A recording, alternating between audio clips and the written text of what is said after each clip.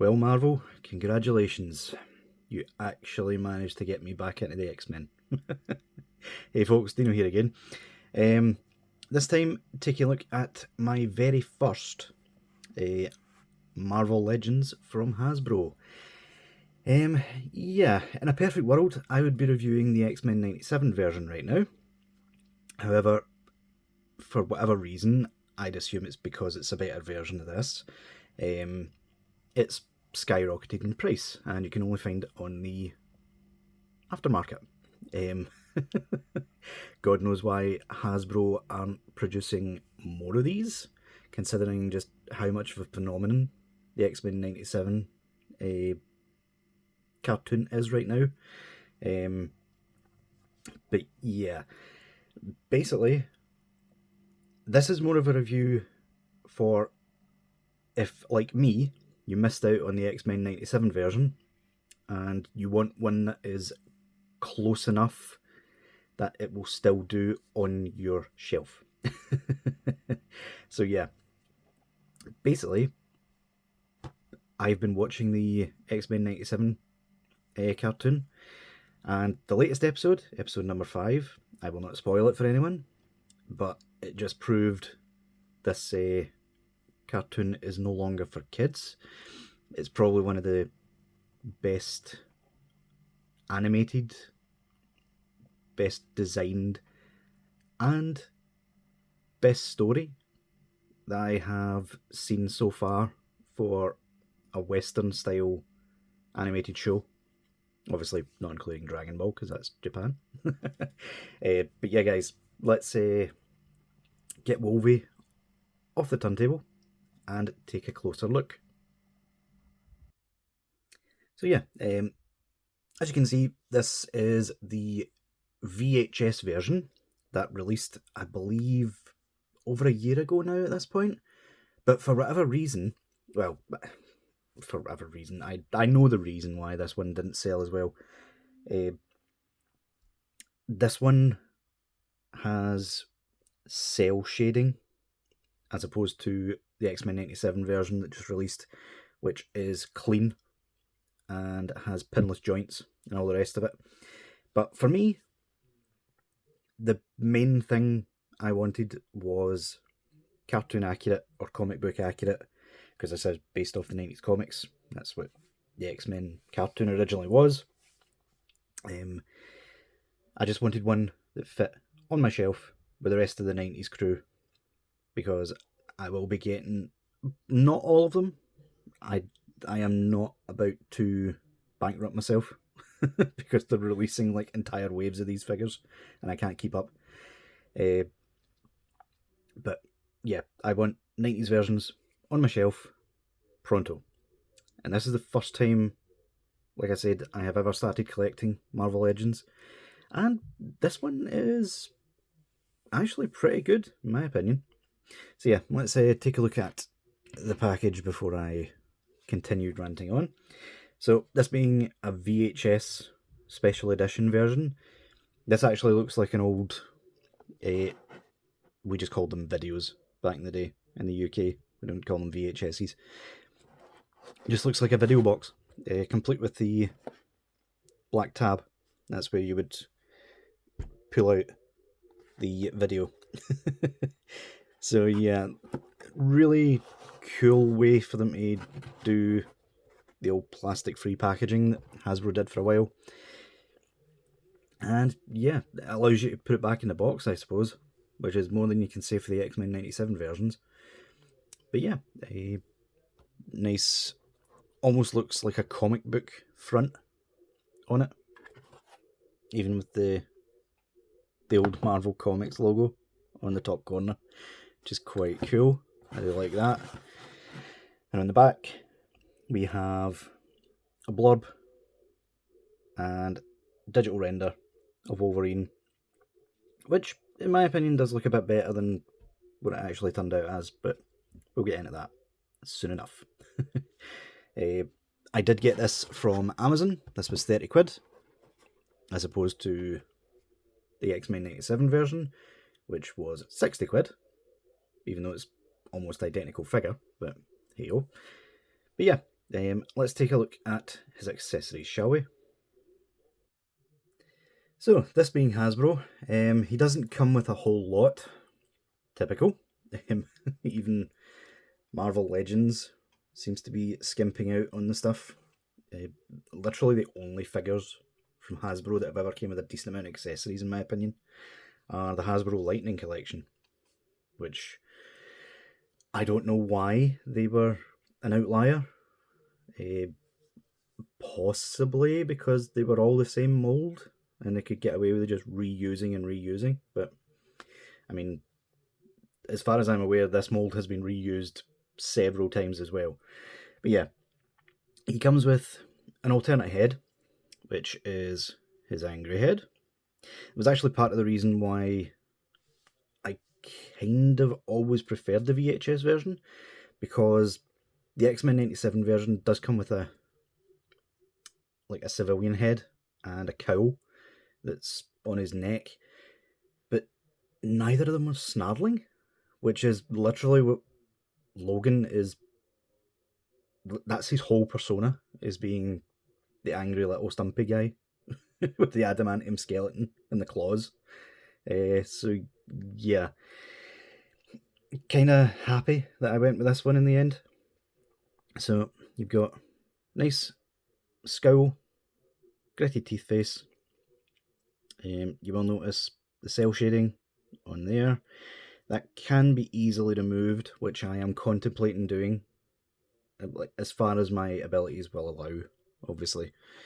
Because if you touch the black with the acetone, it will take that off as well. But yeah, you can take a Q-tip, dip it in acetone, and rub off the orange if you so wish. He comes with an extra set of hands, which are probably one of the laziest I have ever seen. These are clearly not Wolverine's hands. They don't have the claw guards that are on his gloves. And if you take a look, they actually have fingernails. This is actually taking me back to when Tamashii first released Vegito, and his hands were literally just Goku's painted white. Yeah, quite lazy there, Hasbro. I don't know why you had to do that instead of just remolding it. It would have cost you pennies. And you do come with a very fun accessory, which is the literal meme where Logan's holding the picture frame with Scott and Jean in it. Funnily enough, that picture actually shows Jean with her hair down. Spoilers for those of you who haven't watched the show, but that may or may not be Jean. But yeah, quite fun. You can pop the entire thing apart and even put in your own memes. It's just a bit of cardboard. So yeah, you can put any picture in there that you so wish. Just pops straight back in. And yeah, quite cool. The hands do just about hold it in place, but yeah, not showing that here. In terms of Wolverine himself, I really like it. The blues pop, they actually pop a little bit more than the Xmen 97 version, which is good. In terms of differences with the Xmen 97 version, the arms and legs are pinless on the new one. The skin tone is a bit darker. It's coming across quite light on camera. It really isn't. It's a decent colour in person. And yeah, it works. It does. The other main difference is his pants. In the UK, we call those pants, the Americans call them underwear, for whatever reason. But yeah, the Xmen 97 version has a bit of the blue sculpted onto his thighs, or his hips, which allows them to bring down the belt a bit more. But I still think this looks fine. We'll focus then. Thank you. That's the first time it's refused to focus. But yeah, in terms of details of the figure, it does look really good. The cell shading is a bit sloppy, but it's in all the right places. You could get away with removing a lot of it, and you would barely notice it, to be honest. The only place that really bugs me is on the legs. Like, why is there a big, essentially, poo streak on his legs? Did he forget to wipe? I don't know. The rest is hardly noticeable, though. But yeah, it might come as a surprise to some people. The X-Men comics are actually what got me into comics in the first place when I was a kid. They've always been my favourite, over and above the Avengers. Like, the Avengers were cool, but I just always preferred the X-Men and the whole mutant thing. That anyone could have superpowers if they were accidentally born with it. So yeah, I'm probably going to get lynched here by the Marvel mob, but this is not my favourite outfit for Wolverine. It's not even the brown suit. I actually prefer the X-Men Evolution version. I know, like, put down the pitchforks. But yeah, the X-Men Evolution was basically this costume, but in orange and black, which really contrasted well, and it looked quite badass in my opinion. Plus, X-Men Evolution was voiced by the same guy who done the Ocean dub of Piccolo, which I always found humorous, that Piccolo went from a big green guy to a stocky, angry guy. He literally became Vegeta. But yeah, I do still really like this costume. It's classic, and yeah, basically. X-Men Evolution also had a black outfit, which I really liked, but that one was based off a comic outfit. I can't remember which one though. If you remember, put it down in the comments. I'd love to know. But yeah, in terms of articulation, he's standard Hasbro.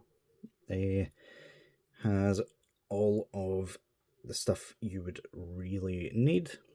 So, neck is on a ball joint with a hinge, same as the older Lightning collection.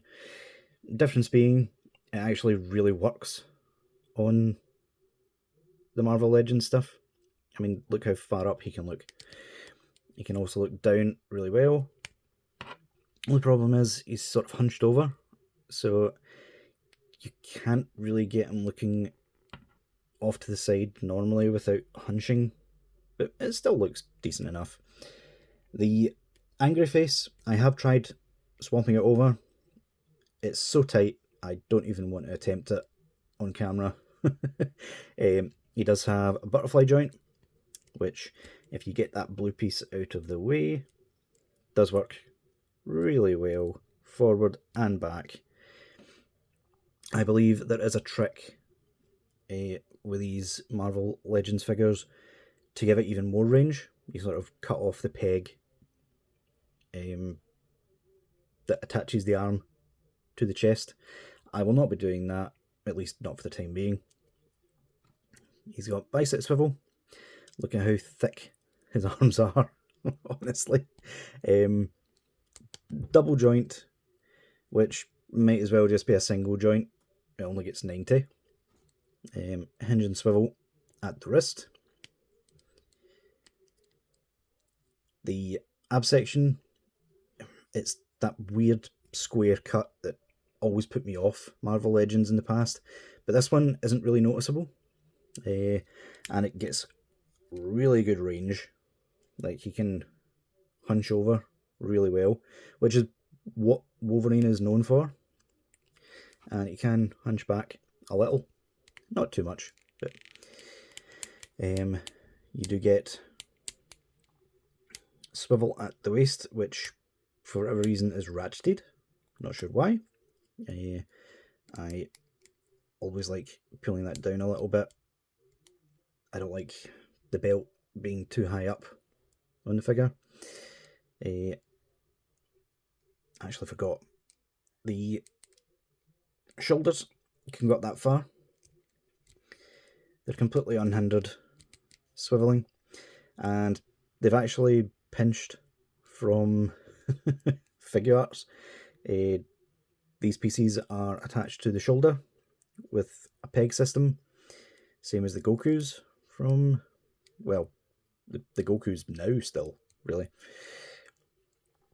Legs can kick up that far, can kick back a little bit, but he does have a backside, unfortunately.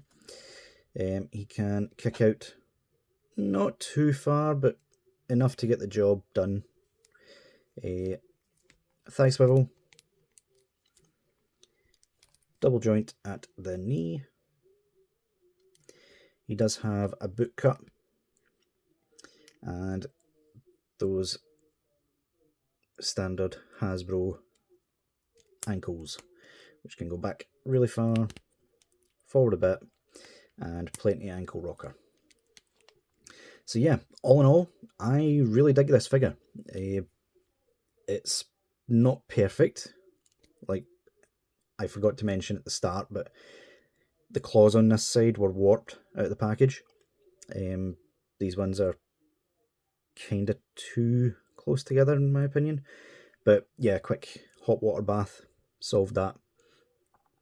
But yeah, if you're having trouble finding the Xmen 97 version, or you don't want to pay over the odds for it, I would definitely say go for this guy instead.